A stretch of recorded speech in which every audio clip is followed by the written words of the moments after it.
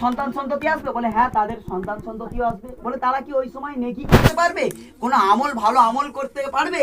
তখন মুসা আলাইহিস সালাম তাকে জবাব দিচ্ছে, বুড়িমা তুমি যে বলছো তারা কোনো আমল করতে পারবে, তারা কোনো নেকি করতে পারবে, তাহলে শুনে রেখে দাও, জেনে রেখে দাও বুড়িমা, তাদেরকে একটা মাস দেওয়া হবে।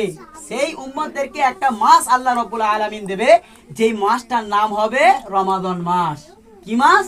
রমাদান মাস। যেই মাসটা আমাদের কাছে আসতে চলছে, বলছে ওই মাসটা এত গুরুত্বপূর্ণ হবে, ওই মাসে সেই উম্মতেরা এত নেকি কামিয়ে নেবে, এত নেকি কামিয়ে নেবে, যে তারা যখন কিয়ামতের দিন হাসরের ময়দানে আল্লাহ রাব্বুল আলামিনের সামনে দাঁড়াবেন, তখন আল্লাহ রাব্বুল আলামিন সমস্ত নবী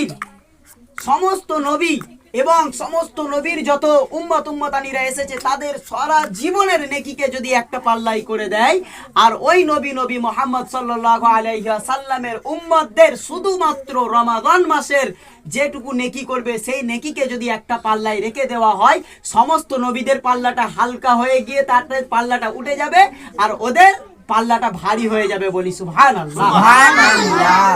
এই মাসটার গুরুত্ব কত, তার মানে আমরা বুঝতে পারছি। এই মাসটার গুরুত্ব আল্লাহ রাব্বুল আলামিনের নবীজি বলছেন যে 3 ধরনের ব্যক্তি